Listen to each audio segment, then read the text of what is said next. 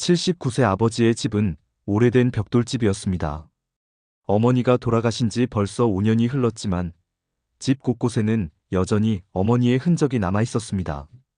부엌에 걸린 꽃무늬 앞치마, 거실 소파에 놓인 털실 뭉치들, 침실 화장대 위에 오래된 화장품들.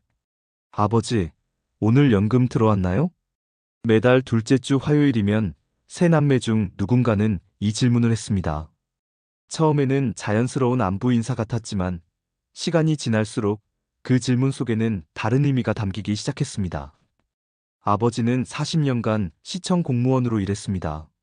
새벽 6시에 일어나 저녁 8시에 집에 돌아오는 규칙적인 삶을 살았고 퇴직금과 연금을 차곡차곡 모아두셨습니다. 그 연금이 노후의 전부였고 동시에 가족 갈등의 시발점이 되리라고는 아무도 예상하지 못했습니다. 얘들아, 아버지가 살아계실 때 효도해야 한다. 어머니가 생전에 자주 하셨던 말이었습니다. 하지만 어머니가 돌아가신 후 효도의 의미는 조금씩 달라지기 시작했습니다.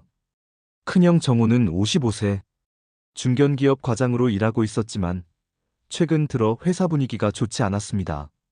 조기 퇴직 압박에 시달리며 스트레스가 쌓여갔고 그 스트레스는 술로 이어졌습니다. 내가 장남이니까 아버지 모시는 건 내 몫이야. 정호는 가족 모임 때마다 이 말을 반복했습니다. 하지만 실제로는 한 달에 2번 정도 아버지 집에 들르는 것이 전부였습니다. 그것도 대부분 술에 취한 채로 들러서 아버지께 투정 부리고 가는 경우가 많았습니다. 아버지, 요즘 경기가 안 좋아서 힘들어요. 카드값 좀 도와주세요. 처음에는 10만 원, 20만 원이었습니다. 하지만 점점 그 액수는 커졌고 이제는 매달 50만 원씩 아버지 계좌에서 자동 이체되고 있었습니다. 아버지는 별말 없이 승인해 주셨지만 둘째인 나는 그 상황이 마음에 걸렸습니다. 형, 너무 자주 아버지께 손 벌리는 것 같은데. 야, 너는 둘째니까 모르는 거야. 장남은 책임이 무거워. 나중에 아버지 장례비며 제사비며 다 내가 감당해야 된다고. 큰형의 논리는 항상 이랬습니다. 미래의 책임을 핑계로 현재의 특권을 정당화하는 것. 작은 누나 정미는 52세로 아파트 상가에서 작은 카페를 운영하고 있었습니다. 사업 수완은 뛰어났지만 돈에 대해서는 유독 철저했습니다. 가족 모임에서도 계산기를 들고 다니며 비용을 나누어 계산하는 것으로 유명했습니다. 오빠들, 이제 현실적으로 생각해야죠. 정미는 가족회의 자리에서 서류 봉투를 꺼내 들었습니다. A사 용지에 빼곡히 적힌 숫자들과 표가 있었습니다. 아버지 나이가 79세예요. 요양원 대기자 명단에도 올려놔야 하고 간병비도 생각해야 해요. 지금 아버지 혼자 지내시는 것도 위험하고요. 누나 말이 맞긴 해. 아버지가 넘어지시기라도 하면. 나도 걱정이 되는 것은 사실이었습니다. 그래서요, 아버지 연금을 제가 관리하겠어요. 요양원비며 병원비며 미리미리 준비해야죠. 어차피 혼자 계시면서 그 많은 돈을 뭘 하시겠어요? 정미의 제안은 논리적으로 들렸습니다.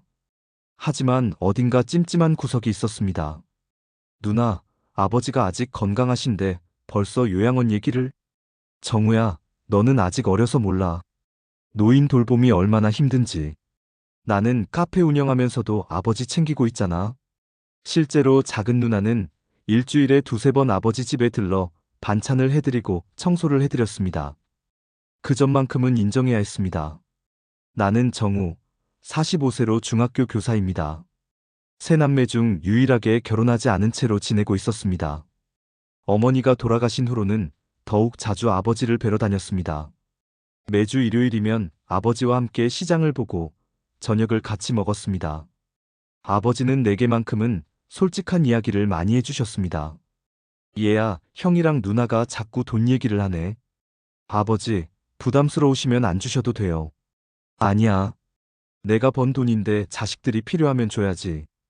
그런데 아버지는 말끝을 흐리셨다.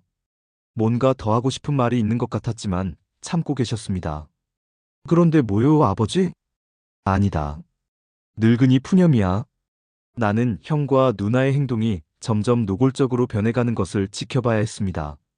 아버지는 그 모든 것을 다 알고 계시면서도 묵묵히 참고 계셨습니다.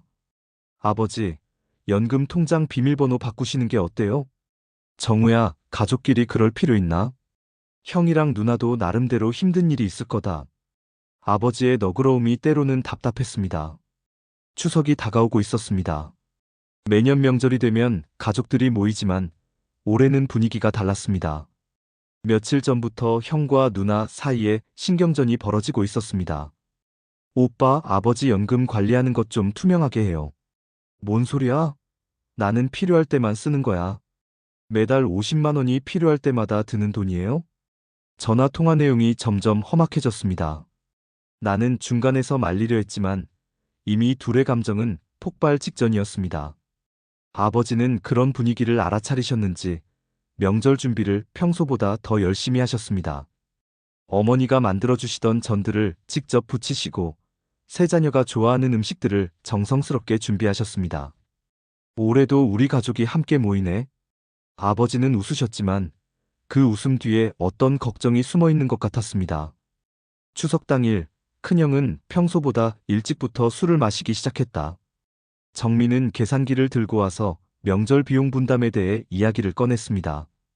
이번 명절 비용이 총 30만 원 나왔는데 3등분하면 누나, 명절에 그런 얘기 좀 하지 마. 정우야, 너는 독신이라서 몰라. 우리는 가정 꾸리고 살기가 얼마나 힘든지. 대화는 점점 날카로워져 갔습니다. 추석 저녁 가족 모임은 최악의 상황으로 치달았습니다. 큰형 정우는 술에 완전히 취해 있었고 정민은 연금 관리 문제를 본격적으로 제기했습니다. 오빠, 이제 정말 아버지 연금 관리 체계적으로 해야 해요.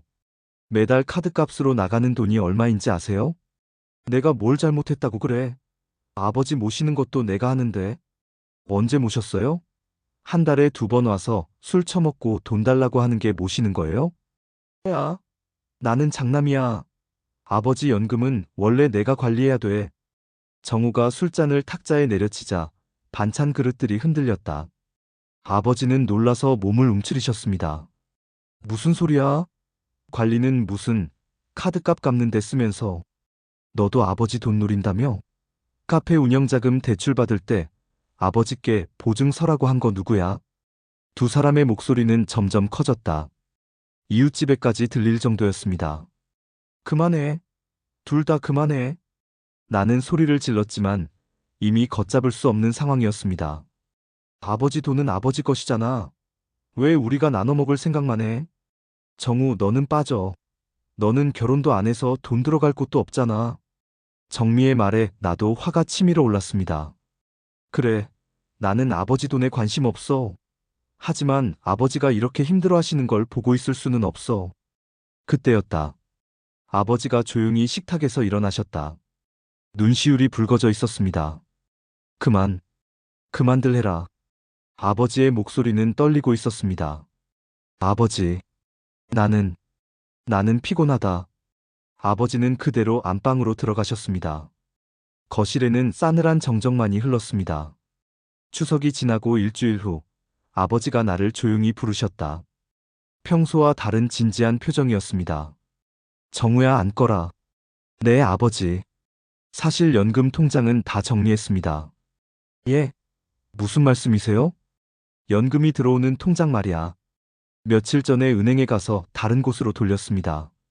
나는 깜짝 놀랐습니다. 아버지가 그런 일을 혼자서 결정하실 줄은 몰랐습니다. 그럼 형이나 누나가 그동안 쓴 돈은? 그건 내 용돈 주는 척하면서 일부러 도와준 거다.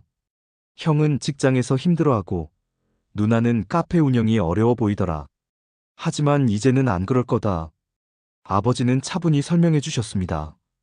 연금 수령 계좌를 사회복지공동모금회로 변경해서 매달 연금의 절반은 기부하기로 하셨다는 것이었습니다.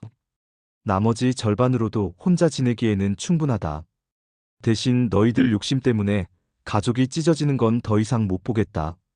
아버지, 그렇게까지 하실 필요가. 정우야, 돈은 흘러가는 거다. 하지만 가족의 의리는 잃으면 되돌릴 수 없다. 이번 추석에 너희들 싸우는 모습을 보니까 내가 너무 안일했구나 싶더라. 아버지의 눈에는 깊은 슬픔이 담겨 있었습니다. 형이랑 누나한테는 언제 말씀하실 거예요? 다음 달 연금 안 나오면 알게 되겠지. 그때 가서 설명해 줄 생각이다. 나는 아버지의 결심이 얼마나 힘든 것이었을지 짐작할 수 있었습니다. 평생 자식들을 위해 살아오셨던 분이 그 자식들 때문에 이런 결정을 내리게 되다니. 아버지, 앞으로 제가 더 자주 뵈러 올게요. 고맙다, 정우야. 너만 있으면 내겐 충분하다. 그날 밤, 나는 아버지의 결심을 가슴 깊이 새겼습니다. 돈보다 소중한 것이 무엇인지, 진정한 효도가 무엇인지 배운 하루였습니다.